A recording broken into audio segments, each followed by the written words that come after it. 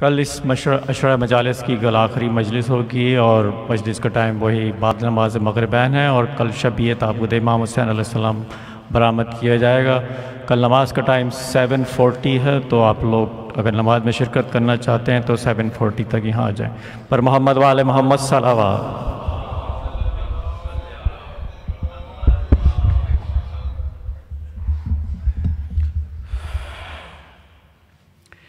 درود بھیج دیجئے محمد وآل محمد۔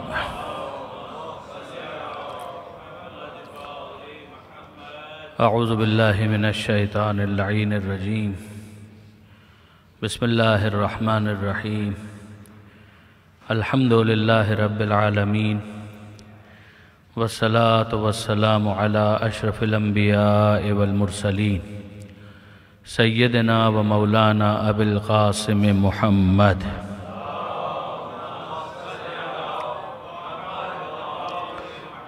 وأهل بيته الطيبين الطاهرين المعصومين المظلومين المنتجبين المنتخبين الميامين، لا سيما على الإمام المنتظر والحجة الثاني عشر الذين أذهب الله عنهم الرجس وطهرهم تطهيرا،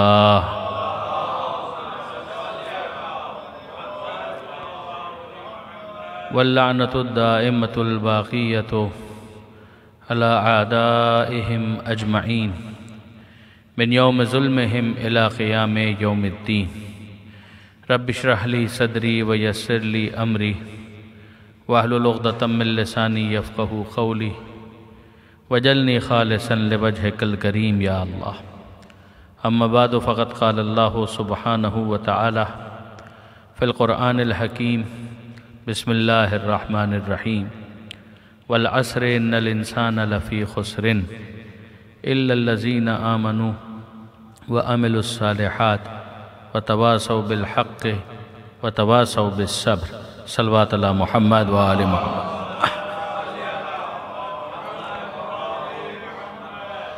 برادران عزیز و خاران محترم، نوی تقریر ہے، سورہ عصر موضوع مجالس رہا، اور آج بھی اسی سورہ کی تلاوت کا شرف حاصل کیا گیا۔ ارشاد پروردگار ہے، ایک پالیسی سٹیٹمنٹ پروردگار عالم کی طرف سے کہ تمہیں اس دنیا کے اندر بھیجا گیا ہے، تمہیں اس دنیا اور کائنات کے اندر گل سرسبز بنایا گیا ہے، اس کائنات کا مرکزی کردار تم ہو، اور تم ہی اگر اپنے مقصد تخلیق کو نہیں پہچانو گے تو پھر یہ گزرتا ہوا زمانہ اس بات کی گواہی دے گا کہ تمام کے تمام انسان خسارے میں ہیں۔ اگر ایک انسان اپنی حیثیت کو نہ پہچانے، اپنے اسٹیٹس کو ریکگنائز نہ کرے، ایکنالج نہ کرے، تو ظاہر ہے کہ کتنی ہی بڑی نعمت اس کے پاس ہو، وہ اس نعمت کے کفران ہی کا مرتکب قرار پاتا ہے۔ اس نعمت کو وہ وہاں پر یوز نہیں کرتا کہ جس طرح سے پروردگار عالم اسے یوز ہوتے ہوئے دیکھنا چاہتا ہے، اور اس کا نتیجہ یہ ہوتا ہے کہ اسے پھر پرائس پے کرنی پڑتی ہے۔ اور اگر ایک انسان صحیح وقت پر صحیح ڈھنگ سے اس بات کو سمجھ لے کہ اس کے لیے کیا چیز مناسب ہے اور صائب ہے، تو یہ آیتیں رہنمائی فراہم کرتی ہیں کہ إِلَّا الَّذِينَ آمَنُوا وَعَمِلُوا الصَّالِحَاتِ، کہ وہ جو ایمان لے آئے، تو اس کا مطلب یہ ہے کہ انہوں نے اپنی زندگی کے مقصد کو اور ہدف کو ریکگنائز کرنا اور ایکنالج کرنا شروع کر دیا، کہ انہوں نے اس بات کو سمجھ لیا کہ وہ کہیں سے آئے تھے اور کہیں جانا ہے، تو دنیا جو مشاہدے میں آ رہی ہے یہ عارضی مقام ہے کہ جہاں پر اگلی دنیا کے لیے اسے تیاری کی خاطر بھیجا گیا ہے۔ اب جس کے بعد پوری زندگی انسان کی بامقصد ہو جاتی ہے، اس کو سمجھ میں آنے لگتا ہے کہ کچھ میرا آبجیکٹیو ہے، اور پھر جب وہ اس دنیا کے ساتھ جو انسین ورلڈ ہے اپنے آپ کو کنیکٹ کرتا ہے، تو پھر ہدایت کا طلبگار بنتا ہے، اور جب ہدایت کا طلبگار بنتا ہے تو ہادی کی تلاش کرتا ہے۔ جب ہادی کی تلاش کرتا ہے تو اس میں اتنی تمیز ہونی چاہیے کہ برحق ہادی اور ہادی نما جھوٹے شخص کے درمیان فرق کر سکے۔ جیسے کہ میں نے پہلے بھی یہ گزارش کی تھی کہ خدا اور خدا نما جو بت ہوتے ہیں ان کے بھی ماننے والے ہوتے ہیں، لیکن پروردگار عالم صرف یہ نہیں چاہتا کہ انسان بالغیب کی ایک دنیا ہے اس کو بس قبول کر لے وداؤٹ اینی ریزن، بلکہ پروردگار یہ چاہتا ہے کہ ہر طرح کے وہم اور آئی واش سے اپنے آپ کو دور رکھتے ہوئے، ایلوژن سے اپنے آپ کو دور رکھتے ہوئے، سپرسٹیشن سے اپنے آپ کو دور رکھتے ہوئے وہ دھوکہ نہ کھائے، اور جو حق اور حقیقت ہے اس کو وہ قبول کرے۔ اس لیے پروردگار عالم لا الہ کا اعلان پہلے کرواتا ہے، الا اللہ کا اعلان بعد میں کرواتا ہے کہ تمام معبودان باطل کا انکار. تو وہ معبودان باطل کو جو مان رہے ہیں وہ بھی غیب کے ساتھ اپنے تعلق کو جوڑ رہے ہیں، مگر یہ ایک ایسا ایرر ہے کہ جس کو پروردگار عالم پسند نہیں کرتا. لہٰذا کہتا ہے کہ پہلے معبودان باطل کا انکار کرو. ہم غیب کے ساتھ تمہارے تعلق کو دیکھنا چاہتے ہیں مگر تمہیں دھوکہ کھاتے ہوئے نہیں دیکھنا چاہتے. تم اس دنیا میں رہو اور اس طرح سے رہو کہ غیب کی اہمیت کو بھی سمجھو، غیب کے نام پر دھوکہ بھی مت کھاؤ، اور پھر خدا واحد کے ساتھ جب تم کنیکٹ کرنے میں کامیاب ہو جاؤ تو پھر جو اس کی طرف سے ہادی ہے اس کو قبول کرو، خود ساختہ ہادی کو قبول مت کرو. خود ساختہ ہادی کا مطلب تو یہ ہے کہ تم نے خدا کے بنائے ہوئے ہادی کو قبول نہیں کیا، بندوں کے بنائے ہوئے ہادی کو قبول کر لیا.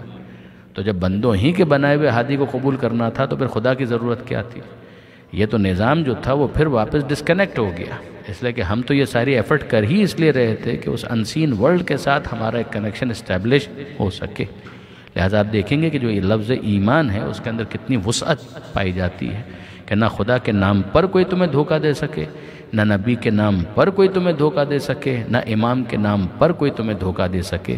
جو واقعی خدا ہے اس کو خدا مانو، جو واقعی نبی ہے اس کو نبی مانو، جو واقعی امام ہے اس کو امام مانو. درود بھیجے گا محمد و آل محمد، درود بھیجے گا محمد و آل محمد. اللہ. پھر اب اس سلسلے سے اگر کوئی پیغام آئے گا تو اس کے اندر نہ قیاس ہوگا، نہ استحسان ہوگا، نہ کوئی اسپیکولیشن ہوگا، نہ کوئی تکہ ہوگا، بلکہ وہ پیور گائیڈنس ہوگی پروردگار عالم کی طرف سے، جس کو انسان نے قبول کرنا ہے. اور وہی وہ دوسرا حصہ بن جاتا ہے کہ وہ عمل الصالحات، کہ عمل صالح انجام دینے والے. تو ایمان لانے والے اور عمل صالح انجام دینے والے یہ وہ افراد ہیں کہ جو خسارے سے باہر ہیں.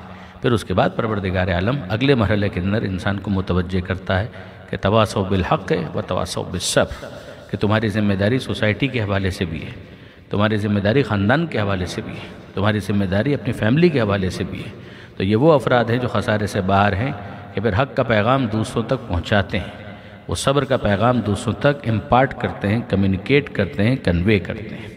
یہ جو پروردگار عالم نے کہا کہ یہ حق کا پیغام اور صبر کا پیغام دوسروں تک پہنچانے والے ہیں، تو برادران عزیز یہ وہ مقام ہے کہ جہاں پر صبر کا پیغام صبر کے ذریعے سے دیا جائے گا. صبر کا پیغام پہنچانے ہی کے اندر اگر ایک انسان بے صبری کا مظاہرہ کرنے لگے تو یقین جانیے پھر وہ تواصوا بالصبر نہیں ہوگا، صبر کے نام پر کچھ ہوگا. تو جس طرح ایمان کے نام پر دو نمبری نہیں چلے گی، عمل صالح کے نام پر دو نمبری نہیں چلے گی، اسی طرح حق اور صبر کی تواصی کے نام پر بھی دو نمبری کی کوئی گنجائش نہیں. یعنی یہ جو میں عرض کرنا چاہ رہا ہوں اس پر خاص طور پر غور کیجیے گا. ہوتا ہے ایک انسان ہے رنگینی دنیا کے اندر بہک گیا، خدا کو بھول گیا، اس نے اپنی زندگی کا ایک عرصہ اسی طریقے سے گزار دیا اور اچانک بیدار ہوا.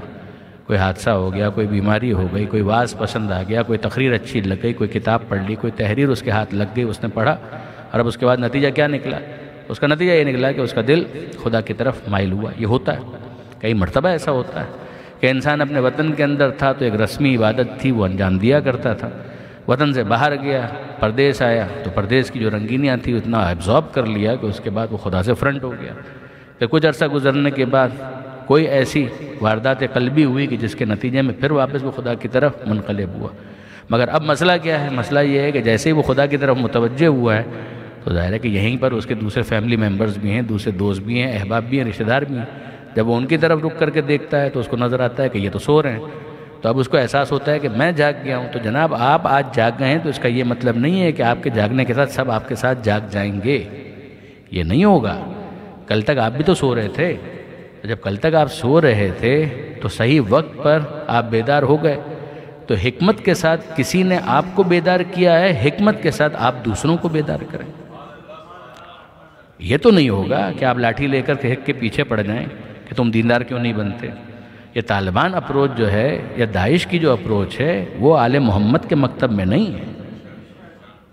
یہ نہیں ہو سکتا کہ ایک انسان اگر وہ اپنے اندر ایک تبدیلی محسوس کر رہا ہے تو اتنا وہ اجلت کا شکار ہو جائے، اتنا وہ جلد بازی کا مظاہرہ کرنے لگے کہ ساری حکمت کو کمپرومائز کر دے اور پھر اس کے بعد کہے کہ چونکہ میں بیدار ہو گیا ہوں، چونکہ میں اس وقت درست ہو گیا ہوں، کیونکہ اس وقت میں خدا کی طرف متوجہ ہو گیا ہوں، اس کی تمنا یقیناً یہ ہونی چاہیے، اس کی خواہش یقیناً یہ ہونی چاہیے، مگر خواہش اور تمنا کا یہ مطلب نہیں ہے کہ پریکٹیکلی یہ کام اسی طریقے سے ہو جائے گا جس طرح سے اس کی تمنا ہے، بلکہ یہ کام وہ ہے کہ جو صبر کی تلقین کا ہے اور صبر کے ساتھ ہوگا۔ اس کے اندر بھی استقامت کی ضرورت ہے، اس کے اندر بھی کنسسٹنسی کی ضرورت ہے۔ یہ میں نے خاص طور پر کیوں گزارش کی کہ اگر کوئی شخص ممبر پر آ جائے اور وہ عجلت پسند ہو جائے تو بھی کام نہیں چلے گا۔ اگر کوئی شخص ہے وہ مدرسے کے اندر ٹیچر بن گیا اور وہ بچوں کو کچھ پڑھانا چاہتا ہے، اس میں بھی جلد بازی سے کام نہیں چلے گا۔ کہیں پر بھی جو دین کا کام ہوتا ہے، تبلیغ کا کام ہوتا ہے، ٹرانسفارمیشن کا کام ہوتا ہے، اس کے اندر انسان کو بہرحال بہت زیادہ پیشنس کا مظاہرہ کرنے کی ضرورت ہوتی ہے۔ آہستہ آہستہ ہی وہ چینج آ سکتی ہے۔ اب آئیے میں آپ کی خدمت میں ایک مثال اس کی عرض کرتا ہوں۔ یہ جناب آغا محسن کراتی ایران کے بہت معروف مدرس ہیں، بہت معروف، یعنی عوامی سطح پر بھی بہت معروف۔ ان کے ایران ٹی وی سے بڑے پروگرامز بھی آیا کرتے تھے اور ان کی کتابیں بھی بہت ہی معروف ہیں، یعنی جو پڑھنے والے ہیں کتابیں وہ جانتے ہیں کہ آیت آغا محسن کراتی معروف شخصیت ہے۔ اچھا، ان کی جو تقریریں اگر آپ سن لیں یا ان کی آپ کتابیں دیکھ لیں، یہ مثالوں کے بادشاہ ہیں۔ مثالیں ان کی بہت ہی رساں، بہت عمدہ، دل کو چھو جانے والی ان کی مثالیں ہوتی ہیں، اور مثالوں کے ذریعے سے بات کو سمجھانا نسبتاً آسان بھی ہو جاتا ہے۔ تو انہوں نے اپنی کتابوں کے اندر مثالیں بہت دی ہیں۔ ان کی ایک کتاب ہے جو میں نے اپنے ٹین ایج میں پڑھی تھی، مگر واقعاً بہت مفید کتاب ہے، جس کا نام ہے مکتب رسول۔ وہ عقائد کی کتاب ہے، اردو میں اس کا ٹرانسلیشن ہوا، جامعہ تعلیمات اسلامی پاکستان والوں نے اس کو ٹرانسلیٹ کیا تھا۔ میرا اندازہ ہے کہ انٹرنیٹ پر بھی آپ کو کہیں نہ کہیں یہ کتاب مل جائے گی، پڑھنے والی کتاب ہے، کیونکہ مثالوں کا ڈھیر ہے۔ یعنی وہ افراد جو خاص طور پر نوجوانوں کو ٹرین کرتے ہیں، تبلیغ کرتے ہیں، دین پہنچاتے ہیں، تو ان کے لیے وہ مثالیں واقعاً بہت مفید ہیں۔ میں ایک مثال آپ کی خدمت میں اس کی بھی چلیے عرض کر دیتا ہوں کہ انہوں نے وہاں پر توحید کی بحث میں پروردگار عالم کے احسانات، خدا کی نعمتوں کو سمجھانے کے لیے ایک مثال بیان کی۔ انہوں نے کہا کئی چیزیں ایسی ہوتی ہیں کہ جو ہماری سامنے ہوتی ہیں مگر اس کے باوجود ہماری توجہ نہیں ہوتی کہ یہ بھی کوئی نعمت ہے۔ بھائی پانی ہے تو اس کا نعمت ہونا تو فوراً سمجھ میں آ جاتا ہے کہ پیاس لگتی ہے، احساس ہوتا ہے کہ بھئی پانی نعمت ہے۔ بھوک لگتی ہے تو کھانے کا نعمت ہونا سمجھ میں آ جاتا ہے۔ سانس نہ لیں تو سانس اکھڑنے لگے گی، تو آکسیجن کا اور ہوا کا نعمت ہونا سمجھ میں آ جاتا ہے۔ گرمی بہت شدید ہے تو اچانک اگر بارش ہو جائے تو بارش کا نعمت ہونا سمجھ میں آتا ہے۔ لیکن یہ کہ بعض نعمتیں ایسی ہوتی ہیں کہ جو سامنے ہوتی ہیں، مگر سامنے ہونے کے باوجود انسان توجہ نہیں کر پاتا ہے کہ اس کا بھی کتنا ایک امپورٹنٹ رول میری زندگی کے اندر۔ میں مثال کے طور پر آپ کے سامنے ایک بات عرض کروں کہ ابھی میں آپ کو دیکھ رہا ہوں تو آپ میں سے تو ہر ایک کو دیکھ رہا ہوں، مگر اپنے آپ کو تو نہیں دیکھ پا رہا ہوں۔ جب تک آئینہ نہیں ہوگا میں اپنا چہرہ نہیں دیکھ پاؤں گا۔ تو سب سے زیادہ قریب جو ہے وہ تو میرا اپنا وجود ہے، مگر میرا وجود قریب ہونے کے باوجود میرا چہرہ، میرے خد و خال مجھ سے مخفی ہیں۔ جب تک ایک آئینے کا سہارا نہ لوں میں خود کو نہیں دیکھ سکتا۔ ایسا ہی ہے نا؟ تو یہ کہا جاتا ہے کہ مچھلیاں آپس میں باتیں کر رہی تھیں اور کہا کہ ایک مچھلی نے دوسری سے کہ لوگ کہتے ہیں کہ مچھلی پانی کے بغیر زندہ نہیں رہ سکتی، پتہ نہیں یہ پانی کیا ہوتا ہے۔ کل لوگ کہتے ہیں کہ مچھلی جو ہے وہ پانی کے بغیر زندہ نہیں رہ سکتی، پتہ نہیں یہ پانی کیا ہوتا ہے۔ تو مسئلہ یہ ہے کہ آپ اس وقت پانی کے اندر ہیں، ذرا سا باہر نکلیں اور تڑپیں گی تو پھر پتہ چلے گا کہ پانی کیا ہوتا ہے۔ تو کئی مرتبہ ایک چیز کا وجود اتنا زیادہ واضح ہوتا ہے کہ انسان گویا اس کو کل عدم قرار دے دیتا ہے۔ یہ بھی انسان کی ایک نفسیات ہے۔ اب آئیے آگے محسن کراتی کی مثال، وہ اس مثال کو دیتے ہیں انگوٹھے کے حوالے سے۔ انگوٹھا تو آپ کے سامنے ہے، اس کے اندر کیا ایسی بات ہے؟ وہ کہتے ہیں کہ ذرا اس کے رول پر غور کیجئے کہ عام طور پر انسان کی توجہ نہیں ہوتی ہے کہ اس انگوٹھے کا کیا رول ہے۔ وہ فرماتے ہیں کہ کوشش کیجئے گا کبھی کہ آپ اپنے کالر کا بٹن انگوٹھے کے بغیر ذرا بند کر کے تو دکھائیں۔ کبھی آپ اپنے کالر کا بٹن کوشش کریں کہ اسے بند کر سکیں انگوٹھے کے بغیر۔ تو انہوں نے وہاں پر لکھا ہے کہ ابھی ٹرائی کریں۔ میں آپ سے یہ نہیں کہہ رہا کہ ابھی ٹرائی کریں، آپ گھر جا کر ٹرائی کیجئے گا، لیکن یہ آپ کو اطمینان دلاتا ہوں کہ میں نے بہت کوشش کی تھی۔ جب میں نے پہلی مرتبہ اس کو پڑھا تھا تو واقعی میں نے بہت کوشش کی تھی کہ میں انگوٹھے کے بغیر ذرا سا کوشش تو کروں، تھوڑا زیادہ ٹائم لگے گا مگر ہو جائے گا۔ لیکن آج تک مجھے کوئی ایسا ملا نہیں کہ جو بعد میں آ کر مجھے اطلاع دے رہا ہو کہ نہیں ہم نے انگوٹھے کے بغیر کالر کا بٹن بند کرنے میں بالآخر کامیابی حاصل کر لی۔ مشکل ہے، بہت مشکل ہے۔ تو سمجھ میں آتا ہے کہ پروردگار عالم نے جو نعمتیں دی ہیں ان کا ایک رول ہے جو ہماری زندگی کے اندر ہے۔ انسان اس رخ سے غور کرتا ہے تو خدا سے اور زیادہ محبت کرنے لگتا ہے، اور زیادہ اس کا پیار بڑھ جاتا ہے اپنے خالق کے ساتھ۔ اچھا اب آئیے، یہ تو اس موضوع سے براہ راست مناسبت نہیں تھی ان مثالوں کی۔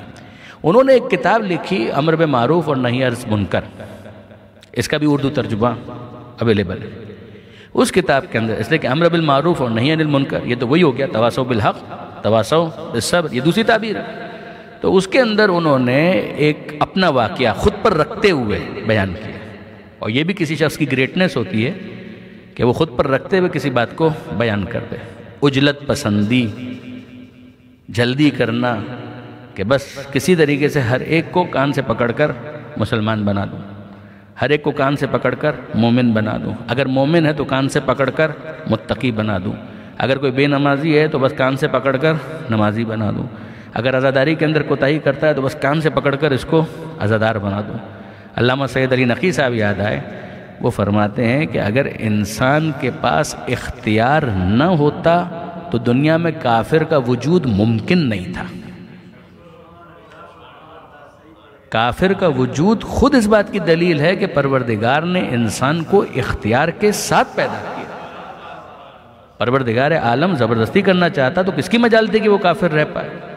لہٰذا قرآن کے اندر دیکھیں گے من شاء فلیؤمن من شاء فلیکفر، جو چاہے مومن بنے جو چاہے وہ کافر بنے۔ ہم گن پوائنٹ پر کسی کو مومن نہیں بنائیں گے، اور شیطان کو کسی کو گن پوائنٹ پر کافر نہیں بنانے دیں گے۔ ہم گن پوائنٹ پر کسی کو مومن نہیں بنائیں گے، اور شیطان کو کسی کو گن پوائنٹ کے اوپر کافر بنانے نہیں دیں گے۔ یہ جملہ خود شیطان کا قرآن مجید نے نوٹ کیا ہے، کوٹ کیا ہے کہ جب قیامت کا دن ہوگا اور لوگ شیطان کو برا بھلا کہہ رہے ہوں گے، تو نے مروا دیا، تو نے پھنسوا دیا، تو نے گمراہ کر دیا، تو اس موقع پر یہ سورہ ابراہیم 14واں سورہ آپ دیکھیے گا، اس کے اندر کہ وہاں پر پروردگار عالم نے کہا کہ لوگ اس کو برا کہہ رہے ہوں گے، تو شیطان سامنے سے کہے گا فَلَا تَلُومُونِي وَلُومُوا أَنفُسَكُمْ، مجھے کنڈیم مت کرو، اپنے نفس کو کنڈیم کرو۔ میرا تمہارے ساتھ کوئی زبردستی والا معاملہ نہیں تھا کہ میں تمہیں جان بوجھ کر زبردستی فورسفلی گمراہ کر دیتا۔ میرا کام تھا ایکسپلائٹ کرنا، گمراہی کو قبول کرنا تمہارا اپنا اختیار اور تمہاری اپنی چوائس تھا۔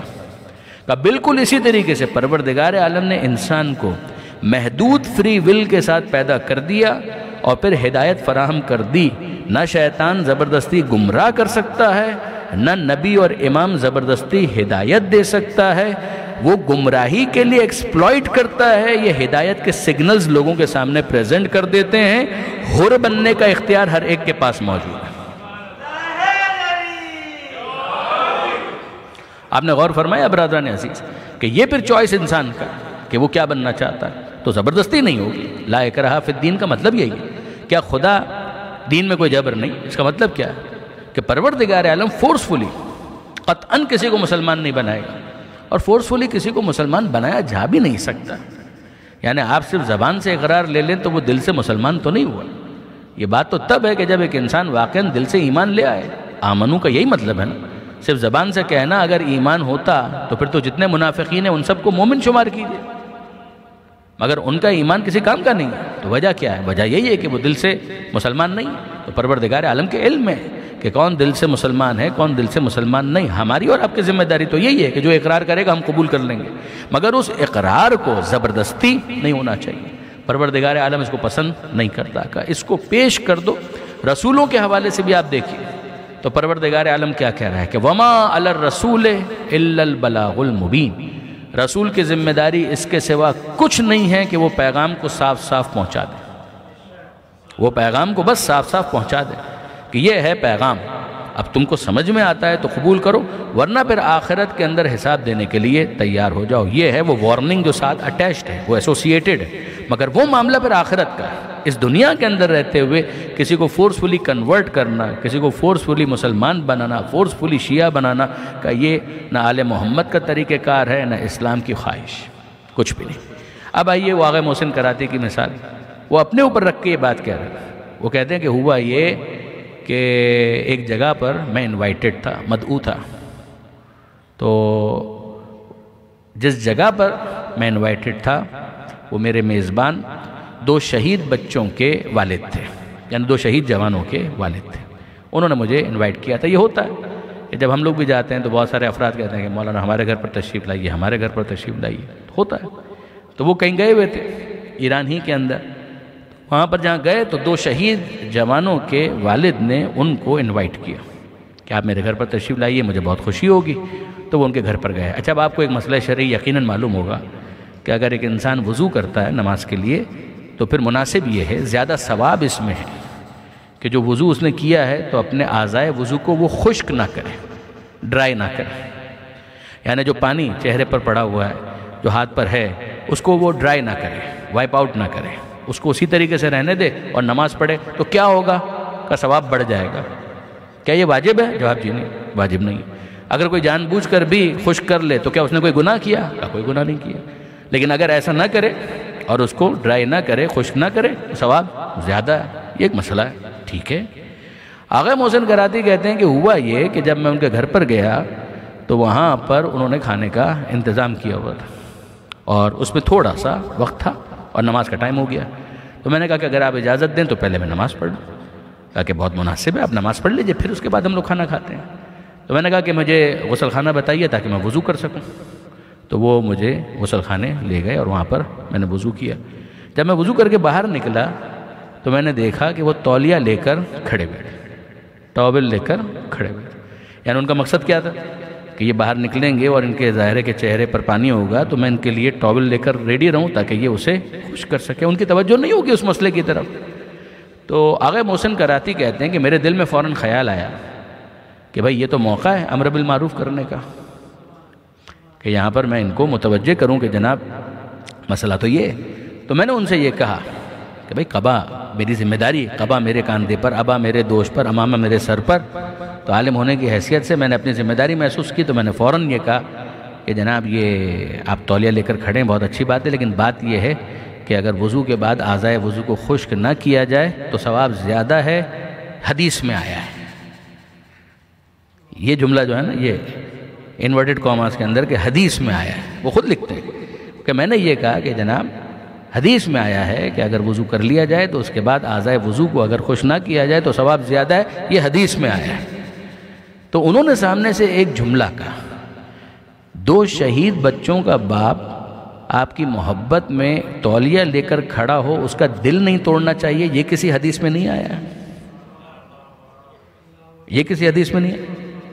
آغا محسن کراتی خود لکھ رہے ہیں، وہ کہہ رہے ہیں کہ میں نے ایک لمحے کے لیے مجھے جھٹکا لگا اور میں نے واقعاً غور کیا کہ یہ میں نے کیا کیا، یعنی یہ کون سا ایسا واجب اور حرام والا معاملہ تھا کہ جس کے لیے میں نے اتنی عجلت کا مظاہرہ کیا۔ اگر اس موقع پر میں اس سے تولیہ لے لیتا اور اس کا دل رکھنے کے لیے میں اپنے اعضائے وضو کو تھوڑا پونچھ لیتا تو زیادہ سے زیادہ یہی ہوتا نا کہ ایک مستحب مجھ سے چھوٹ جاتا، لیکن یہ کہ اس کا دل نہ ٹوٹتا اور پھر تھوڑی دیر کے بعد ہم دسترخوان پر بیٹھتے کسی مناسب موقع پر میں اس کو متوجہ کر دیتا کہ آپ نے بڑی زحمت فرمائی کہ آپ تولیہ لے کر کھڑے تھے اور ظاہر ہے کہ میں نے لے بھی لیا، لیکن یہ کہ بس آئندہ کے لیے دیکھ لیجئے گا اگر یوں کیا جائے تو زیادہ بہتر ہے۔ یہ اچھا ہوتا یا وہ اچھا تھا کہ پہلے ہی میں نے اس کے سامنے ایک اٹیک، پہلے ہی اس کے اوپر ایک حملہ کہ جناب ایک حدیث میں آیا ہے۔ تو انہوں نے کہا کہ جناب 2 شہید بچوں کا باپ تولیہ لے کر کھڑا ہے، اس کا دل نہیں توڑنا چاہیے، یہ کسی حدیث میں نہیں آیا۔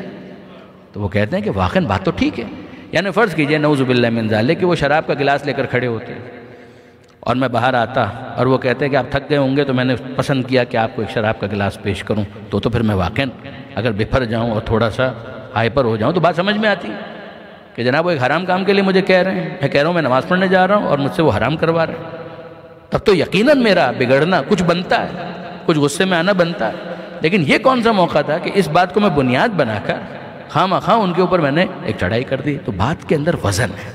ایک برادران عزیز، انصاف کی بات یہ ہے کہ بھائی اگر ایک مصلحت کے تحت وقتی طور پر ایک مستحب کو اگر ایک انسان کمپرومائز کرے اور اس کا فائدہ یہ ہو کہ لٹل لیٹر وہ صحیح مناسب وقت پر، اس لیے کہ ٹائمنگ بہت امپورٹنٹ ہے کہ کب آپ کس بات کو بیان کرتے ہیں۔ یہ بات ذہن میں رکھیے گا، خاص طور پہ میرے نوجوان دوست، کہ اگر پھل ہے نا، اگر وقت سے پہلے آپ نے توڑ لیا تو کچا ہے، کھا نہیں سکیں گے، اور اگر وقت پر نہیں توڑا اور وہیں پر وہ لٹکا رہا تو وہ سڑ جائے گا، پھر وہ قابل استعمال نہیں رہے گا۔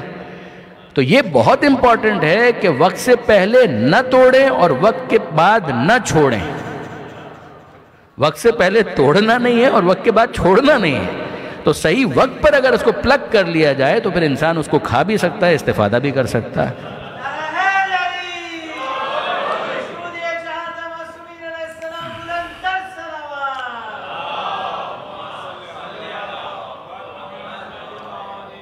یہ معاملات اولاد کے ساتھ کہ انسان اگر اپنی اولاد کو بھی ٹرین کرنا چاہتا ہے تو صحیح وقت کا وہ انتظار کرے, صحیح وقت کا انتظار, یہ بہت کاؤنٹ کرتا ہے. دیکھیے برادران عزیز, چلیے اسی بات کو تھوڑا سا میں اور آگے بڑھاتا ہوں. یہ جناب آغا کاشف الغطاء کے حوالے سے نجف کے بہت معروف فیملی ہے, ان کے خاندان کے حوالے سے ہے کہ ایک بزرگ عالم دین تھے. نجف چھوٹا سا شہر, آج بھی نجف کوئی بہت بڑا شہر نہیں ہے. عظمت کی بات نہیں کر رہا ہوں, فار گاڈ سے ایسا نہ ہو کہ میں نے ایک جملہ کہہ دیا اور اس کے بعد مجھے اس کی وضاحتیں دینا پڑے کہ آپ نے کہہ دیا چھوٹا سا شہر, اس کے سائز کے حساب سے بات کر رہا ہوں. ورنہ اس کی عظمت کے اعتبار سے تو جہاں مولا کائنات دفن ہے,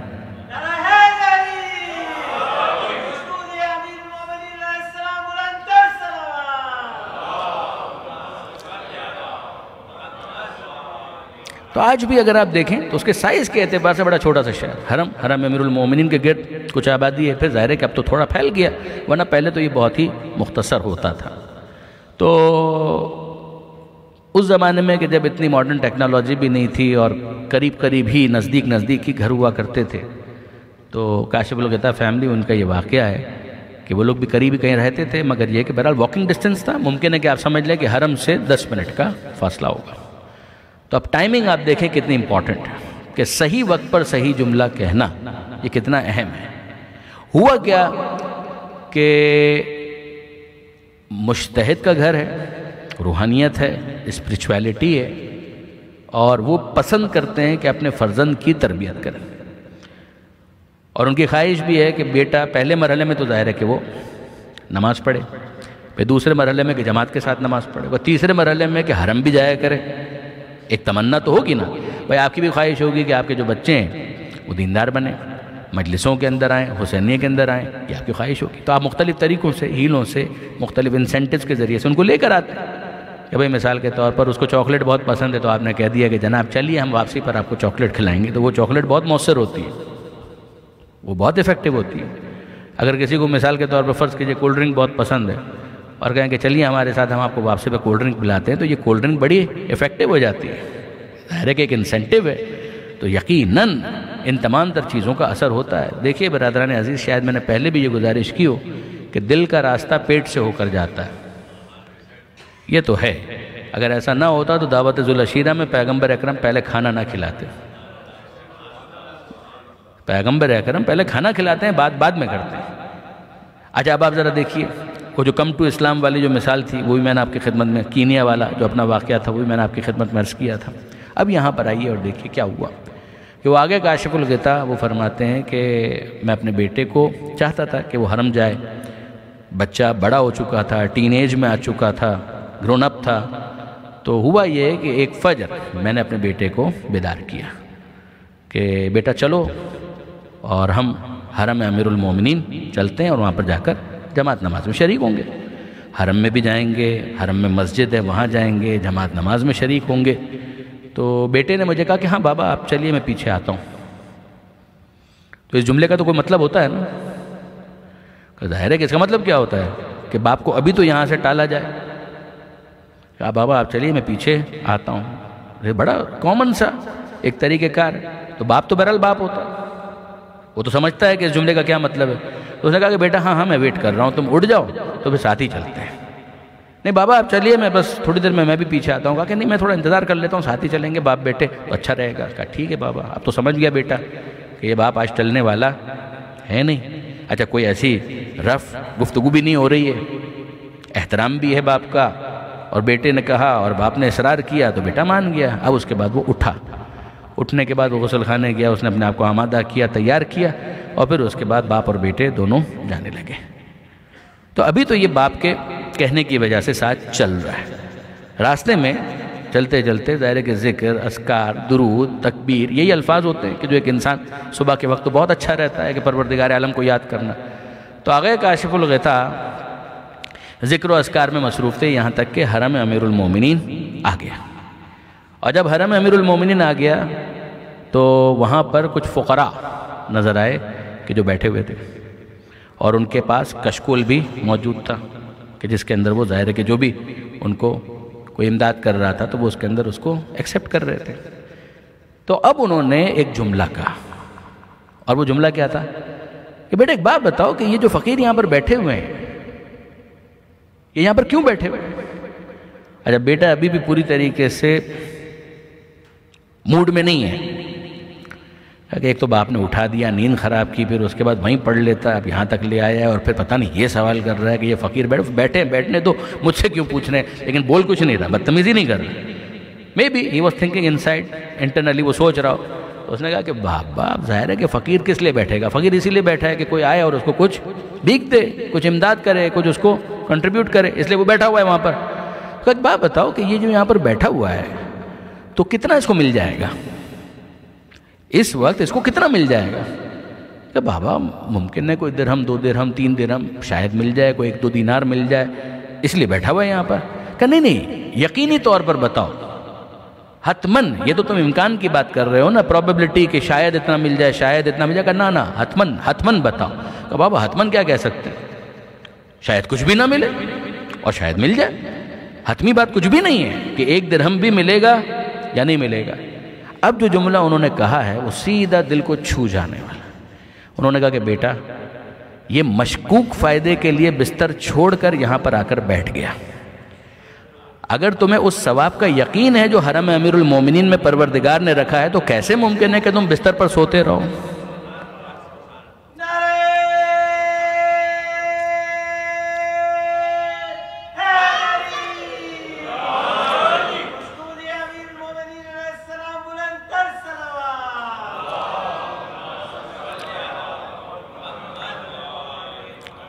یہ بھی تو یہاں پر اگر بیٹھا ہوا ہے نا ایک مشکوک فائدے کے لیے کہ شاید مل جائے، یقینی کچھ نہیں ہے، مگر اس شاید کے لیے اس نے اپنا بستر بھی چھوڑ دیا، ہم سے پہلے اگر یہاں پر بیٹھا ہوا ہے، کس لیے کہ دنیا کے کچھ دینار درہم اس کو شاید مل جائے، تو شاید کے لیے وہ یہاں پر آ سکتا ہے، تم یقین کے ساتھ یہاں پر نہیں آ سکتے۔ تو اس کا مطلب کیا ہے کہ مسئلہ علم کا نہیں، مسئلہ ہے نفس کا، مسئلہ ہے دل کا، کہ انسان اپنے دل کو منانے میں کامیاب نہیں ہو پاتا۔ اب آئیے اسی ٹائمنگ کے حوالے سے ایک اور چیز، اور یہ پھر ہمارے استاد جناب علامہ طالب جوہری صاحب، میں نے مختلف جگہوں پر اس واقعے کو پڑھا بھی، اس موضوع کی مناسبت سے مناسب سمجھتا ہوں کہ آپ کے ساتھ بھی اس کو شیئر کروں۔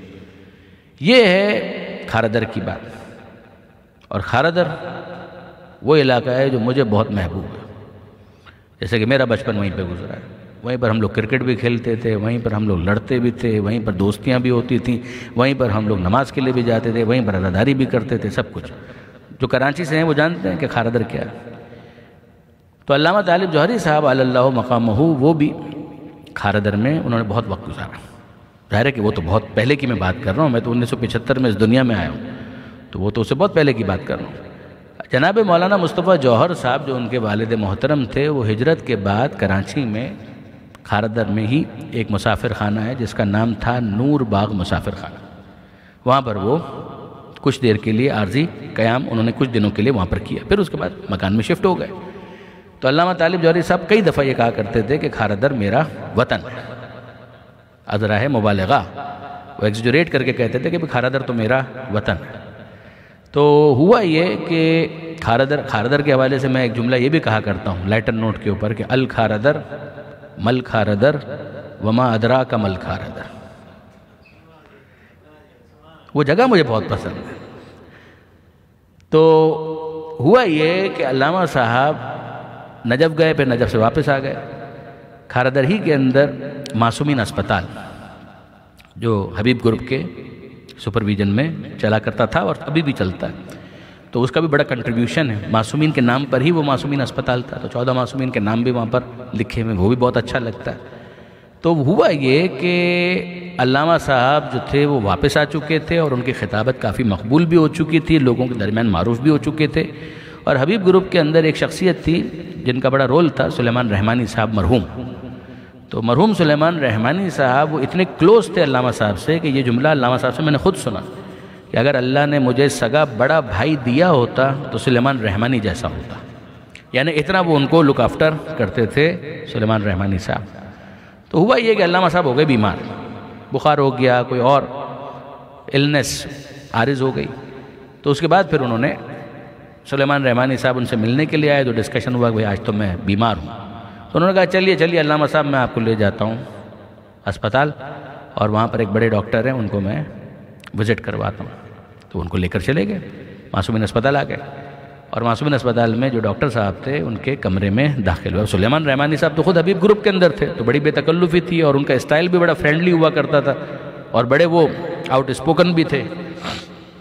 تو ہوا یہ کہ وہ ڈاکٹر صاحب کے کمرے کے اندر، ان ڈاکٹر صاحب کا نام مجھے معلوم ہے، میں جان بوجھ کے نہیں لے رہا ہوں، ان کا بھی انتقال ہو گیا، اور وہ شیعہ بھی نہیں تھے، لیکن یہ کہ بہرحال بہت ان کا رول تھا. تو اب وہ دروازہ کھول کے اندر چلے گئے، یا علامہ صاحب چلیے.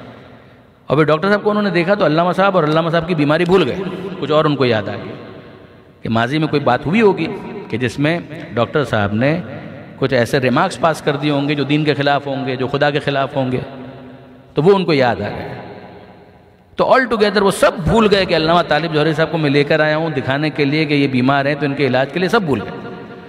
اور بجائے اس کے کہ ان کی بیماری کا ذکر کرتے، علامہ صاحب سے کہنے لگے علامہ صاحب this man is an atheist, he does not believe in God, یہ خدا کو نہیں مانتا، یہ ایتھیسٹ ہے، یہ ملحد ہے. تو علامہ صاحب اس کا کچھ علاج کرنے کی ضرورت ہے. ارے آپ آئے تھے ان کا علاج کرنے کے لیے، ان کا علاج کرنے کی ضرورت ہے. اب ظاہر ہے کہ وہ ڈاکٹر صاحب تھے، ہی فیلڈ آفینڈڈ کہ جناب علامہ صاحب کے سامنے مجھے اس طریقے سے لیٹ ڈاؤن کر دیا گیا. تو انہوں نے کہا نہیں علامہ صاحب، ابھی سلیمان رحمانی صاحب تو بولتے رہتے ہیں، ایسی کوئی بات نہیں ہے کہ میں خدا کا منکر ہوں، میں خدا کو تو مانتا ہوں، اسلام کو بھی مانتا ہوں، لیکن یہ کہ بہرحال کچھ چیزیں ایسی ہیں جو دین کی مجھے سمجھ میں نہیں آتی، میں نہیں سمجھ پاتا دین کی باتیں کچھ ایسی ہیں. تو اب علامہ صاحب ایک تو بخار، اس میں یہ بحث شروع ہو گئی، اچھا فرمائیے کیا ایسی چیزیں ہیں کہ جو آپ کو سمجھ میں نہیں آتی. تو انہوں نے کہا علامہ صاحب مثال کے طور پر آپ اس کو دیکھیے کہ اب خدا کو اگر دن میں 5 نمازیں چاہیے، 17 رکعت نماز اگر خدا کو چاہیے، 5 نمازیں اگر خدا کو چاہیے، تو اب یہ کیا کہ پہلے فجر پہ 2 پڑھو، پھر اس کے بعد دوپہر کو 4 پڑھو، پھر عصر کی 4 پڑھو، پھر رات آتی ہے تو مغرب کی 3 پڑھو، پھر عشاء کی 4 پڑھو. اگر خدا کو چاہیے 17 رکعت نماز اور 5 نمازیں چاہیے تو بولنا چاہیے کہ جب تمہارا موڈ ہو، تمہارے پاس ٹائم ہو تو پڑھ لو. اب ہم لوگ سوئے ہوئے ہیں، ابھی اٹھ کر 2 رکعت پڑھیں، کام دھندے کا ٹائم ہے، پھر اس کے بعد ظہر کی نماز پڑھنے کے لیے کھڑے ہو جائیں، پھر اس کے بعد عصر کی پڑھیں، پھر اس کے بعد تھک کے بھی گھر پر گئے ہیں تو پھر بول رہے مغرب کی 3 پڑھو، پھر عشاء کی 4 پڑھو. اگر خدا کو 5 نمازیں چاہیے تو بس بولو نا کہ یار تم میرے بندے ہو، 5 نمازیں جب تمہارا موڈ ہو پڑھ لیا کرو، ختم. یہ پروردگار عالم کو کیا ہے کہ صبح کو یہ پڑھو، پھر دوپہر کو پڑھو، پھر رات کو پڑھو، یہ ہم کو سمجھ میں نہیں آتا. جو صاحب وہاں پر موجود تھے وہ خود رپورٹ کرتے ہیں، وہ کہتے ہیں کہ ہم لوگ سن رہے تھے اور کچھ نہیں بول رہے تھے، and now we were waiting کہ علامہ صاحب کیا جواب دیتے. مگر جو بھی میں نے بات کی کہ ہر بات ہر موقع پر کہہ دینا اس بات کو ضائع کرنے کے مترادف. علامہ صاحب نے کوئی جواب نہیں دیا. وہ کہہ رہے کہ ہم حیران تھے کہ یہ اتنے حاضر جواب ہیں، تو ایکسپیکٹ کر رہے تھے کہ ابھی یہ کچھ جواب دیں گے. انہوں نے کوئی جواب نہیں دیا. انہوں نے کہا اچھا صاحب ٹھیک ہے، لیکن ابھی تو میں بیمار ہوں، بخار ہے، ذرا میرا معائنہ کریں. کہا کہ ہاں علامہ صاحب یہ تو رحمانی صاحب نے بات کو ادھر سے ادھر کھینچ دیا، اس وجہ سے ہم نے اس کو ڈسکس کیا، ورنہ ہاں اب بتائیے آپ کا کیا مسئلہ. اب دیکھیے بخار بھی ہے، یہ بھی ہے. تو اب انہوں نے اسٹیتھوسکوپ لٹکایا اپنا، اور پھر اس کے بعد وہ دل کی دھڑکن چیک کرنے لگے، پھر اس کے بعد بلڈ پریشر چیک کرنے لگے مثلا تھرمامیٹر رکھا، بخار چیک کیا، جو ڈاکٹرز عام طور پر کیا کرتے ہیں وہی سارے کام انہوں نے کیے. اور پھر اس کے بعد کہنے لگے علامہ صاحب آئی گاٹ اٹ، سمجھ میں آ گیا. اب میں آپ کو جو بتا رہا ہوں اس کے مطابق آپ ذرا اس نسخے کو فالو کیجئے گا. ہاں بتائیے کیا نسخہ ہے؟ نسخہ یہ ہے کہ یہ دوائیاں میں آپ کو لکھ کے دے رہا ہوں، یہ صبح ناشتے کے بعد آپ 2 گولیاں کھائیں گے. یہ صبح ناشتے کے بعد آپ نے 2 گولیاں صبح کو کھانی ہے. پھر اس کے بعد آپ جب لنچ کر لیں گے تو یہ گولیاں آپ کو لنچ کے بعد کھانی ہے. پھر اس کے بعد جب رات کو سونے سے پہلے کھانا وانا کھانے کے بعد پھر واپس آپ نے یہ گولیاں کھانی ہیں. آپ کا ذہن جا رہا ہے کس طرف؟ انہوں نے کہا یہ آپ کو اس طریقے سے یہ نسخہ فالو کرنا ہے. اب علامہ صاحب کہتے ہیں کہ ایک مرتبہ پھر بتائیے گا کیا کہا آپ نے؟ کہا یہ صبح کو گولیاں کھانی ہیں، یہ دوپہر کو کھانی ہے، اور یہ رات کو کھانی ہے. کہا ڈاکٹر صاحب اگر یہ ساری صبح کھا لوں چلے گا؟ اگر یہ ساری گولیاں میں صبح کھا لوں تو چلے گا؟ کہا نہیں علامہ صاحب آپ کمال کرتے ہیں، ڈاکٹر میں ہوں، میں آپ کو بتاؤں گا کہ آپ کی بیماری کے لیے گولیاں کس طریقے سے کھائی جائیں گی. یہ گولیاں کھانی ہیں اور اس نسخے کو فالو کرنا ہے. صبح کی گولیاں صبح کھائی جائیں گی. کہا اگر ساری دوپہر کو کھا لوں تو چلے گا؟ کہا نہیں علامہ صاحب، دوپہر کو دوپہر کا ڈوز کھایا جائے گا، صبح کی گولیاں صبح، ساری رات کو کھا لوں تو چلے گا؟ کہا یہ نہیں ہوگا علامہ صاحب، جو بول رہا ہوں اس کو آپ فالو کریں، ڈاکٹر میں ہوں، یہ میرا کام ہے کہ میں آپ کو بتاؤں گا کس طرح سے آپ کو گولیاں کھانی ہیں۔ اب علامہ صاحب نے مسکرا کر کہا کہ جسم کے علاج کے لیے جو حق آپ ڈاکٹر کے لیے مانگتے ہیں، کم سے کم روح کے علاج کے لیے اتنا حق تو اپنے پروردگار کو دیجیے۔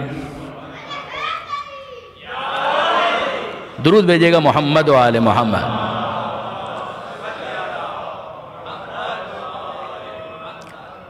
اب برادران عزیز آپ غور فرمائیے، یہی جملہ پہلے کہہ دیا ہوتا تو شاید ڈاکٹر صاحب علاج بھی نہ کرتے، وہ نسخے کی نوبت ہی نہ آتی۔ لیکن اگر اس نسخے تک بات پہنچی ہے تو اس نسخے تک بات پہنچنے کے بعد اس کو ریلیٹ کر کے ایک مناسب انداز سے اس بات کو بیان کر دیا گیا، تو وہ بات پہنچ بھی گئی اور بات ضائع بھی نہیں ہوئی۔ آپ نے غور فرمایا، وہی باپ جب وہ اپنے بیٹے کو اٹھا رہا تھا اسی وقت اس کو قوالی دینا شروع کر دے، سوتے رہتے ہو، ایسا ہی کرتے رہتے ہو، اور اس کے بعد وہ بچہ اور زیادہ متنفر ہو جاتا۔ وہ لے گئے اور لے کر اس کو وہاں تک پہنچا دیا، پھر اس کے بعد فقراء کو دکھایا، اور پھر اس کے بعد ایک جملہ کہا، اس کے اندر اس کو انوالو کیا۔ تو آپ مجھے بتائیے کیا یہ بات زیادہ مؤثر نہیں ہوگی؟ اسی طریقے سے اگر آپ اس بات کو دیکھیں، آغا محسن کراتی والے، یہ تینوں مثالیں میں نے اسی لیے دی، اور یہ تینوں بالکل واقعات ہیں، یعنی صرف مثالیں نہیں ہیں، واقعات ہیں، کہ ان تینوں کے اندر آپ دیکھیں کہ آغا محسن کراتی کہ اگر انہوں نے انتظار کر لیا ہوتا، وہ خود کہہ رہے ہیں کہ میں انتظار کر لیتا تو زیادہ بہتر نہیں ہوتا، کہ بجائے اس کے کہ میں اس کا دل توڑوں اور اس کو دین سے دور کر دوں، کہ نہیں اس کی تو کوئی اہمیت نہیں، اس کی اہمیت ہے، اس نے کسی حرام کی بات نہیں کی تھی۔ لہٰذا اگر کچھ مناسب وقت پر صحیح بات کو صحیح انداز سے کہہ دیا جائے، دیکھیے بات کا صحیح ہونا جتنا امپورٹنٹ ہے، صحیح انداز سے کرنا اتنا ہی امپورٹنٹ ہے۔ بات کا فقط صحیح ہونا کافی نہیں ہے، صحیح بات کا صحیح ڈھنگ سے کیا جانا یہ بھی بہت امپورٹنٹ ہے۔ نیریٹو کا فقط ہونا کافی نہیں ہے، نیریٹو کو صحیح انداز سے ایکسپریس کرنا وہ بھی بہت امپورٹنٹ ہے، کہ انداز کیا ہے گفتگو کا، بات کرنے کا، بیان کرنے کا، وہ بہت کاؤنٹ کرتا ہے۔ اگر ایک انسان کو لگے کہ ہاں یہ واقعاً میرے لیے مفید ہے، مجھے سمجھانا چاہتا ہے، اور پھر بھی وہ قبول نہ کریں، تو اس کو آپ کہیں گے حجت تمام ہو گئی۔ لیکن اگر ہم خود یا اپنے نیریٹو کے اندر کمزور ہیں یا اپنے بیان کے اندر کمزور ہیں، تو اس کا مطلب یہ ہے کہ ہم نے حجت تمام نہیں کی ہے، جان چھڑائی ہے۔ پھر اس کا مطلب یہ ہے کہ وہ مبلغ جان چھڑا رہا ہے، وہ جلد بازی کا مظاہرہ کر رہا ہے۔ پروردگار عالم نے کہا تھا کہ تواصوا بالحق و تواصوا بالصبر، کہ حق کا پیغام پہنچانا ہے، صبر کا پیغام پہنچانا ہے، مگر حق کو حق کے طریقے سے پہنچانا ہے، صبر کو صبر کے ساتھ پہنچانا ہے۔ اگر جلد بازی کی جائے گی تو اس کا نتیجہ کبھی بھی پازیٹیو نہیں نکلے گا۔ درود بھیجیے محمد و آل محمد۔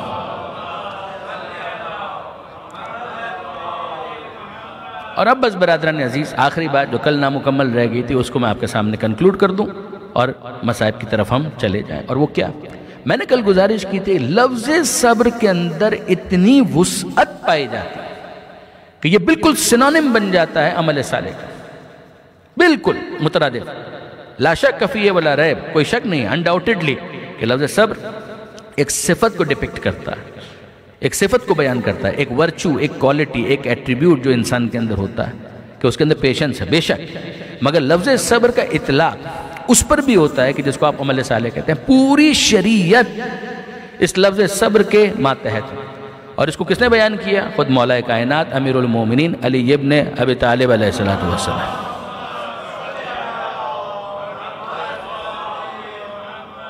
یعنی بحث اگر آپ کے ذہن میں کہ آمنو و عملوا الصالحات، اور کل میں نے گزارش کی تھی کہ آمنو ایمان کو آپ لنک کیجئے حق کے ساتھ، عمل الصالحات عمل صالح کو آپ لنک کیجئے صبر کے ساتھ۔ یہ عمل صالح صبر کے ساتھ کیسے لنک ہوتا ہے؟ بس یہ گزارش کرنا چاہ رہا ہوں۔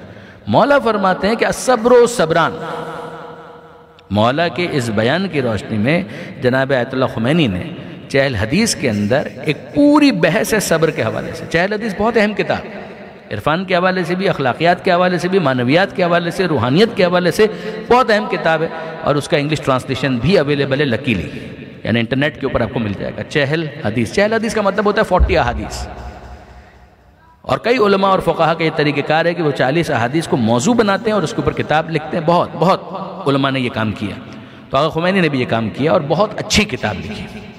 تو اس میں بھی انہوں نے مولا کے اس فرمان سے استفادہ کرتے ہوئے اس کو ایلوبریٹ کیا پھر اس کے بعد اگر آپ علامہ سید علی نقی صاحب کی تفسیر دیکھیں گے تو اس کے اندر بھی آپ کو یہ مل جائے گا، اور اس کے علاوہ بھی کئی علماء نے اپنی کتابوں کے اندر اس کو بیان کیا۔ ماخذ اس کا ایک نہج البلاغہ ہے، اور وہ کیا ہے کہ مولا فرماتے ہیں الصبر و صبران، کہ صبر دو طرح کے ہوتے ہیں، الصبر و صبران، صبر دو طرح کے ہوتے ہیں، علی المکروہ و علی المحبوب۔ میرے الفاظ میں بات وہی ہے جو مولا نے ارشاد فرمائی کہ دو طرح کے صبر ہوتے ہیں، ایک اس پر کہ جو تمہیں بہت پسند ہے، محبوب، وہ تمہارا محبوب ہے مگر تم اس پر صبر کرتے ہو، یعنی کیا مطلب؟ پسند ہونے کے باوجود نہیں کریں، تو آپ کیوں نہیں کریں گے؟ ایسا کیوں کوئی کرے گا کہ اگر اس کو پسند بھی بہت ہے پھر بھی اس کے بعد وہ نہیں کر رہا تو وہ کیوں نہیں کرے گا؟ یہ صرف اس صورت میں ہو سکتا ہے کہ جب انسان کسی اور کو بالاتر محبوب مان لے، یہ صرف اس صورت میں ہو سکتا ہے کہ مجھے یہ بہت پسند ہے مگر میں کیا کروں، جو بالاتر محبوب ہے وہ یہ کہتا ہے کہ اس کو پسند نہیں ہے، تو جو مجھے پسند ہے اسے میں ترک کرتا ہوں اس لیے کہ وہ بڑا محبوب ہے اور اس کو وہ ناپسند ہے۔ تو مولا فرماتے ہیں یہ ہے الصبر علی المحبوب، کہ حرام تم نے دیکھا، تم کو اچھا لگ رہا ہے مگر تم نے چھوڑ دیا صرف اس لیے کہ اس کو پسند نہیں ہے، تو تم جو ریفرین کر رہے ہو، اپنے آپ کو روک رہے ہو، تو یہ روکنے کی وجہ کیا ہے؟ روکنے کی وجہ یہ ہے کہ وہ جس سے میں زیادہ پیار کرتا ہوں، جس سے میں زیادہ محبت کرتا ہوں، وہ یہ پسند نہیں کرتا۔ ایک انسان ہے مثلا خدا نہ کرے اگر کسی کو شراب بہت پسند، اس کے بغیر نہیں رہ سکتا، مگر وہ کہے کہ نہیں میرے مولا کو ناپسند ہے، میرے رسول کو ناپسند ہے، آل محمد کو ناپسند ہے، سب سے بڑھ کر میرے خدا کو ناپسند ہے۔ جب میرے خدا کو ناپسند ہے تو وہ ہے بالاتر محبوب، ان کی محبت کا میں دعوے دار ہوں، مودت کو اختیار کیے ہوئے ہوں، تو اب ان کی خاطر میں اس کو ترک کر دوں گا، تو یہ تم کو پسند ہے یا نہیں؟ کہ مجھے تو یہ بھی پسند ہے، مگر اتنا میں جانتا ہوں کہ اگر ان کو نہیں پسند تو اس کا مطلب یہ ہے کہ یہ میرے لیے مفید نہیں ہو سکتا۔ اگر یہ کنکلوژن ہے تو میں ریفرین کر رہا ہوں اس سے ان کی خاطر، کہ یہ ہے الصبر علی المحبوب، کہ جو تمہیں پسند تھا وہ تم نے چھوڑ دیا اس محبت کی وجہ سے کہ جو بالاتر محبوب سے تمہارے دل میں تھی، اس کو کہا جائے گا الصبر علی المحبوب۔ کہ غیبت پسند ہے، نہیں کروں گا اس لیے کہ وہ نہیں چاہتا، نقصان پہنچا کر میں فائدہ حاصل کر سکتا ہوں، نہیں پہنچاؤں گا اس لیے کہ خدا کو ناپسند ہے۔ کہ یہ صبر کی وہ قسم ہے کہ جو الصبر علی المحبوب ہے۔ کہ دوسرا الصبر علی المکروہ، وہ جو مجھے ناپسند ہے مگر اس کو بہت پسند ہے، تو اس کی خاطر جو مجھے ناپسند ہے اس کو میں کرتے چلا جاؤں گا، تو میں کیوں کروں گا جبکہ مجھے ناپسند ہے؟ کہ بالاتر جو محبوب ہے اس کو چونکہ پسند ہے لہذا اس کی خاطر میں اپنی ناپسند کو قربان کروں گا۔ اب آپ انصاف سے مجھے بتائیے کہ صبح کے بعد ہم کو تو سونا اچھا لگتا ہے، ہم کو تو سونا اچھا لگتا ہے، ہم کو تو نیند کرنا اچھا لگتا ہے، بستر چھوڑنا اچھا نہیں لگتا ہے، مگر پسند اس کی یہ ہے کہ اس وقت بستر چھوڑ دیا جائے، مصلی پر آیا جائے، تو اس کی خاطر چونکہ اس کو یہ پسند ہے لہٰذا میں اس کو قربان کر دوں گا۔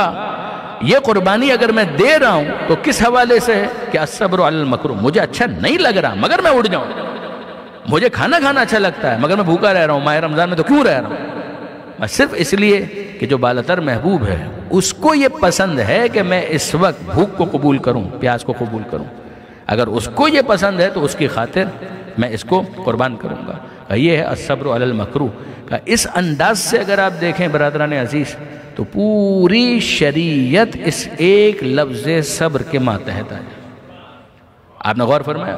اب یہاں پر یہ بحث اختتام کی طرف جاتی ہے۔ والعصر ان الانسان لفی خسر، تمام کے تمام انسان خسارے میں۔ زمانہ گزر رہا، گزرتا ہوا زمانہ اس بات کی گواہی دے رہا ہے کہ سب کے سب خسارے میں، مگر وہ کہ جو ان حقیقتوں کو سمجھ لیں، آمنو وعملوا الصالحات، ایمان لے آئے، انسین ورلڈ کو اجمالاً قبول کرے۔ اگر وہ اس کو بھی قبول نہیں کرتا تو وہ ہمارا ایڈریس ہی نہیں ہے۔ then the book is not for you، اہل بیت is not for you، پھر پیغمبر اکرم آپ کے لیے نہیں ہے۔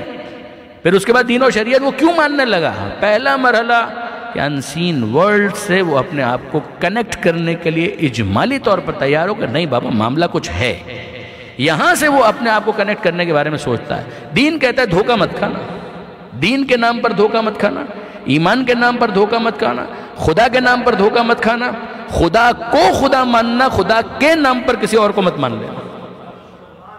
فراڈ نہ ہونے پائے، کہا جس کو اس نے بنایا ہے اس کو ماننا، کسی اور کو چپکا مت دینا، بناؤ خود اور کہو کہ اس کا ہے، یہ نہیں چلے گا۔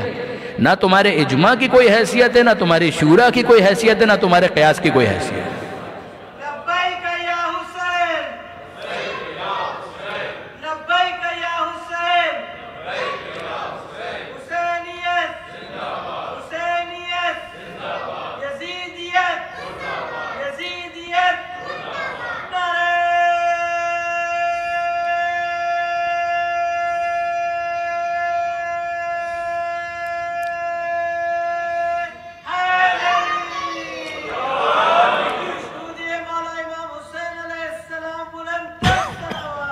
اللہ،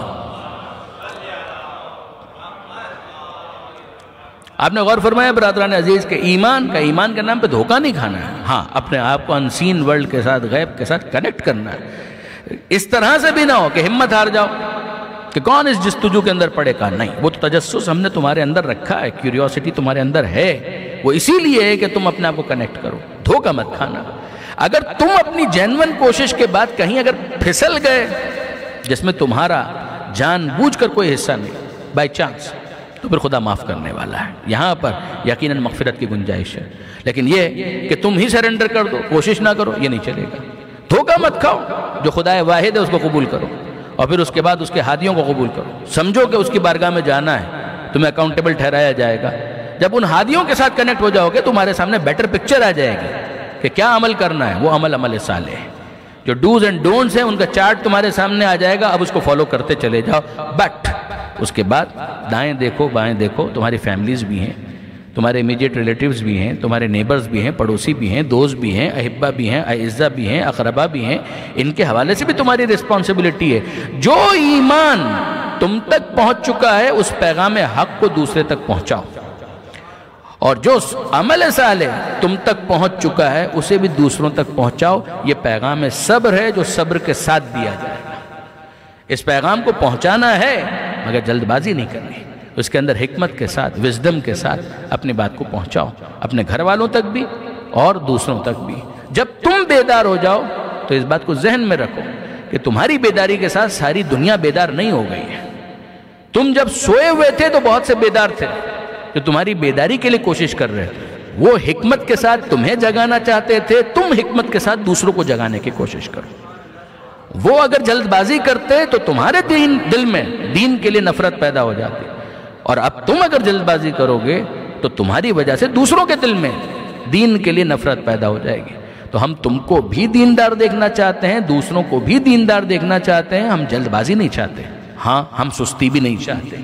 وہی والی بات کہ نہ وقت سے پہلے پھل توڑو نہ وقت کے بعد پھل چھوڑو، صحیح وقت پر صحیح بات کہو اور صحیح انداز سے کہو۔ تمہارا نیریٹو بھی اسٹرانگ ہونا چاہیے اور تمہارا بیان کرنے کا ڈھنگ بھی مناسب ہونا چاہیے۔ یہ ہے پوری سمری اور خلاصہ جو بریفلی میں نے آپ کے سامنے گزارش کیا۔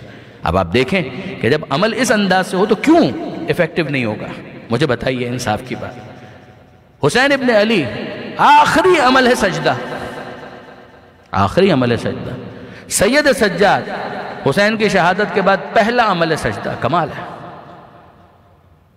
یعنی حسین ابن علی کا جو آخری عمل ہے وہ سجدہ۔ عاشور کے دن عصر عاشور حسین ابن علی نے سجدے میں جان دیا، اور یہ جملہ کا الہی قد وفیت بعہدی فاوف بعہدک، اے پروردگار میں نے اپنے وعدے کو پورا کیا، اب تو اپنے وعدے کو پورا کر۔ ذرا مناجات کی ڈیپتھ دیکھیے اور قربت کی معراج دیکھیے کہ جہاں شمر کا خنجر چل رہا ہو اور حسین یہ جملہ کہہ رہے ہوں، الہی قد وفیت بعہدی فاوف بعہدک، اور پھر اس کے بعد وہ بیمار امام شام غریبہ کے مصائب کے بعد جب اس کو موقع ملا ہے اس نے سجدہ کیا، اور یہ جملہ کہ لا الہ الا اللہ حقا حقا لا الہ الا اللہ شکرا شکرا، یہ علماء اہل سنت نے لکھا کہ شام غریبہ کے مصائب کے بعد سید سجاد نے باقی تمام رات ایک سجدے میں گزاری۔ اور میں آپ سے پوچھتا ہوں کہ شام غریبہ میں زینب کیا کر رہی تھی؟ بے شک بچوں کو جمع کر رہی تھی، بے شک جلے ہوئے خیموں سے سید سجاد کو باہر لا رہی تھی، بے شک بھائی کا ماتم کر رہی تھی، بے شک آنسو بہا رہی تھی، بے شک جناب زینب نے مقتل میں آ کر حسین کی لاشے کو اپنے ہاتھوں پر بلند کیا تھا، اور یہ جملہ کہا تھا اللہم تقبل منا ھذا القربان، اے پروردگار آل محمد کی اس قربانی کو اپنی بارگاہ میں قبول فرما۔ یہ مذاق نہیں ہے، ایک خاتون کا مقتل میں آنا اور حسین کے لاشے کو یوں خدا کی بارگاہ میں پیش کرنا کہ جیسے دعا کے لیے ہاتھوں کو اٹھایا جاتا ہے۔ مگر ان تمام چیزوں کے بعد ایک کام اور ہے جو جناب زینب نے کیا، اور وہ پتہ چلا زندان شام میں۔ کمال ہے، زندان شام میں پتہ چلا۔ کیا پتہ چلا؟ جب سید سجاد نے جناب زینب کو بیٹھ کر نماز پڑھتے ہوئے دیکھا، جناب زینب کو سید سجاد نے بیٹھ کر نماز پڑھتے ہوئے دیکھا، نماز شب، نماز تہجد۔ اور اس موقع پر سید سجاد کہتے ہیں پھوپھی اماں آپ نے تو شام غریبہ میں بھی کھڑے ہو کر نماز پڑھی تھی، تو ہم کو یہ سمجھ میں آیا کہ جناب زینب نے شام غریبہ میں بھی نماز میں کسی قسم کی کمی نہیں کی، کھڑے ہو کر نماز پڑھی۔ پیاسی تو اس وقت بھی تھی، بھوک تو اس وقت بھی تھی، 3 دن کی بھوک، 3 دن کی پیاس۔ مگر ذرا آپ اندازہ کیجئے کہ زندان شام کی بھوک اور پیاس یہ کتنی بڑھ گئی۔ سید سجاد کہتے پھوپھی اماں آپ نے تو شام غریبہ میں بھی کھڑے ہو کر نماز پڑھی تھی، اس وقت آپ بیٹھ کر نماز پڑھ رہی ہیں۔ کہا کہ ہاں بیٹا جانے دو، پوچھ کر کیا کرو گے؟ کہا نہیں پھوپھی اماں بتائیے کیا سبب ہے؟ تو جناب زینب کہتی ہیں بیٹا جو غذا آتی ہے، جو پانی آتا ہے وہ اتنا کم ہوتا ہے کہ بچوں کو بھی پورا نہیں ہو پاتا۔ میں اپنے حصے کی غذا بھی بچوں کے آگے رکھ دیتی ہوں کہ میری سکینہ دونے والے اور کھا لے، میرا باقر کچھ اور کھا لے۔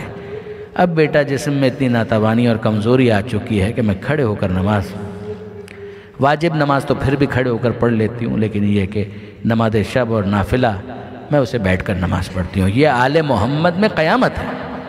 اگر بیٹھ کر نماز آپ پڑھتے ہوئے کسی کو دیکھیں اس کا مطلب یہ کہ قیامت ہے۔ تو جناب زینب کہہ رہی ہیں اب بیٹا نافلہ نمازوں کے لیے میں کھڑے ہونے کی سکت اپنے اندر نہیں پاتی، تو پھر میں بیٹھ کر نماز پڑھتی۔ آپ مجھے بتائیے کہ وہ جناب زینب جو بچوں کی بھوک اور پیاس کو اتنا زیادہ محسوس کر رہی ہیں، یعنی ابھی بھی کھانا پانی اس طریقے سے نہیں آیا، کمال نہیں ہے کہ جب رہائی کا پیغام آیا ہے تو اس موقع پر جناب زینب نے کیا کہا؟ آپ ترتیب سے جانتے ہیں کہ جب پیغامبر آیا اور اس نے کہا فرزند رسول آپ کو یزید نے بلایا ہے، تو اس وقت تو جناب زینب پہلے تو لپٹ گئیں کہ بیٹا میں تجھے اکیلا نہیں جانے دوں گی، حسین نے تجھے میرے سپرد کیا ہے، تو میری ذمہ داری ہے۔ یہ ہے جناب زینب کے جس نے زمانے کے امام کو تحفظ فراہم کیا۔ علم امامت سے سید سجاد جانتے ہیں، کہتے ہیں پھوپھی اماں نہیں آپ پریشان نہ ہو، اس وقت نگرانی کی کوئی بات نہیں ہے، خطرے کی کوئی بات نہیں ہے۔ امام نے کہہ دیا، جناب زینب دستبردار ہو گئیں اس مطالبے سے اور کہا جاؤ بیٹا اللہ کی امان میں۔ اور اب سید سجاد ہتھکڑیوں کو سنبھالے ہوئے جب دربار میں گئے ہیں تو آج یزید کمزور ہو چکا ہے۔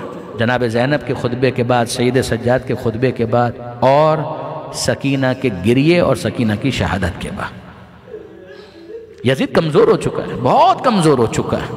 لوگ بغاوت کی دھمکیاں دے رہے ہیں، یزید اگر آل محمد کو اب رہا نہ کیا تو پھر بغاوت ہوگی۔ ہمیں تو پتہ ہی نہیں تھا کہ یہ آل محمد ہے، ہم تو سمجھ رہے تھے ترک و دہلم کے کوئی قیدی ہیں، تو نے آل محمد کو، خاندان رسول کو اس طرح سے قید کیا ہوا ہے۔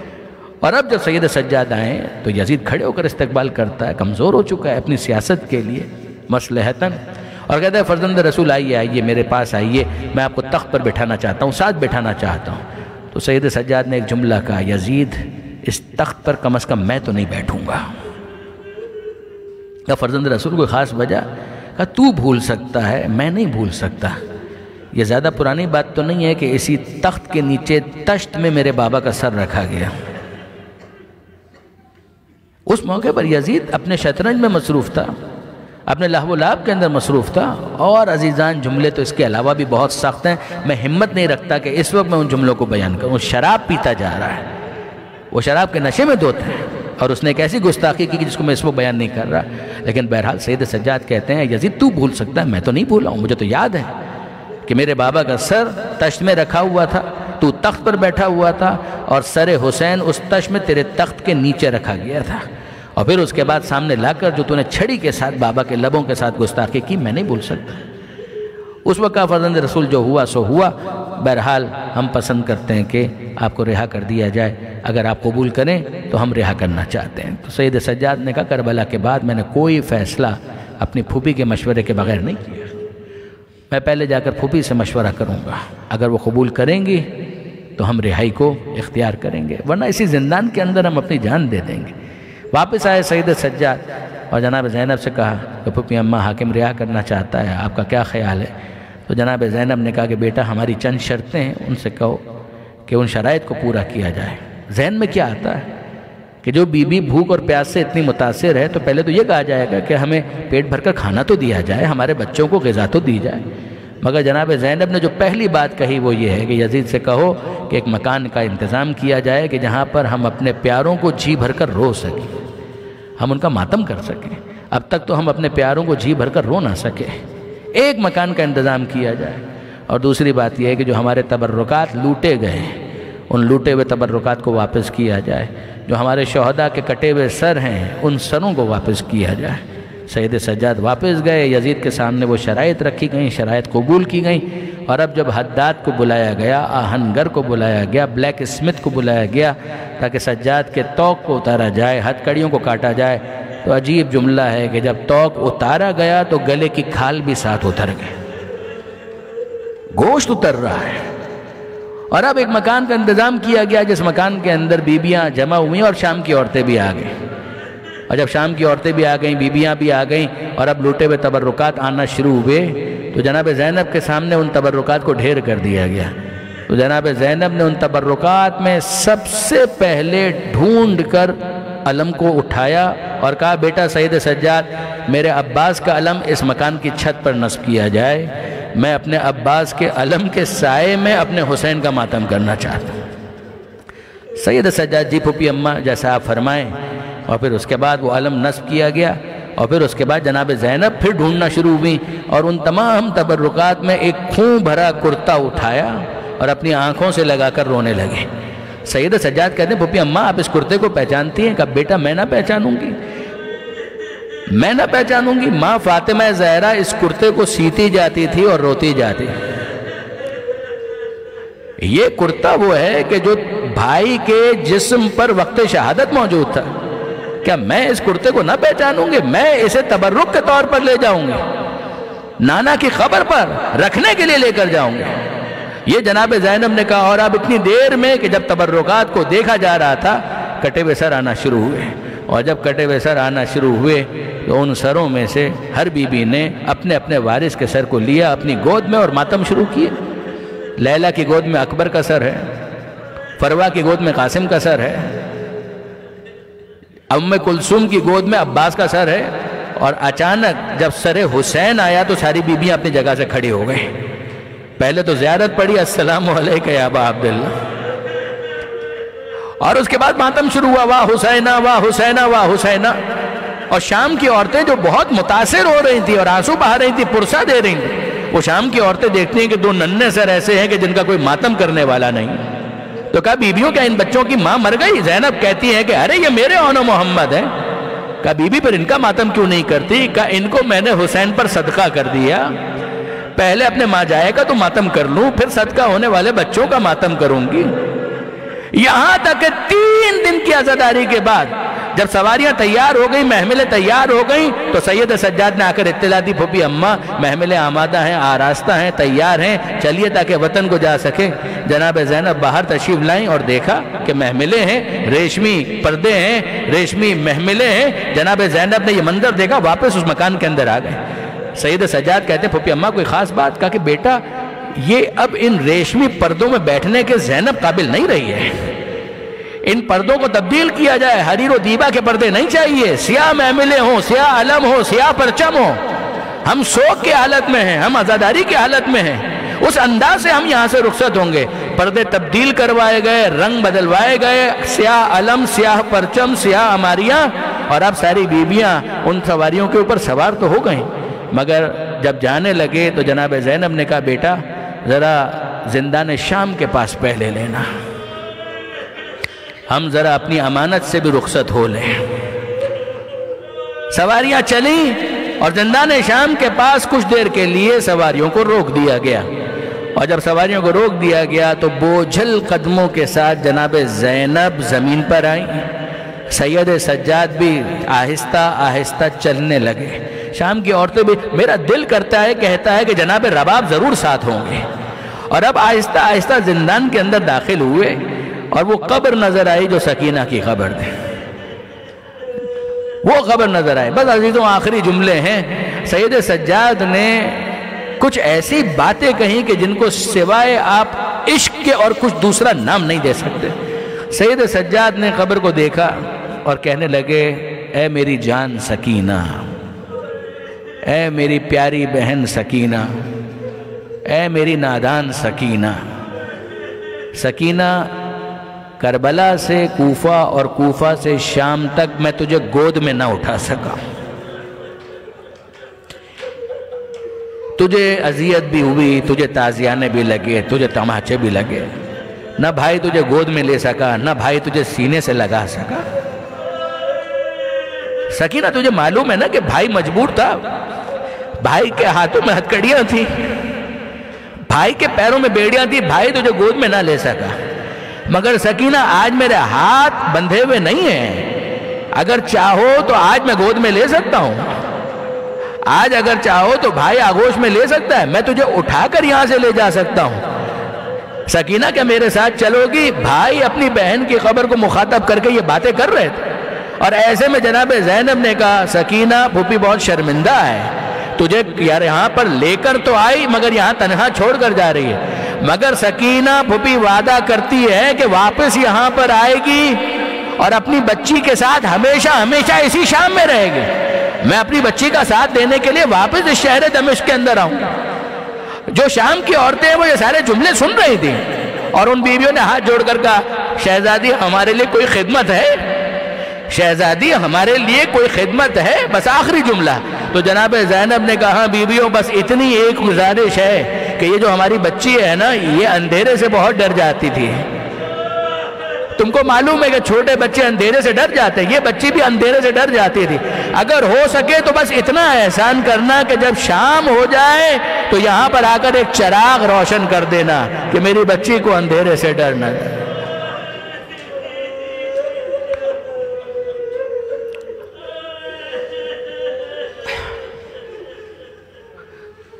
الا لعنت اللہ علی الظالمین وسیعلم الذین ظلموا ای منقلب ینقلبون انا للہ و انا الیہ راجعون۔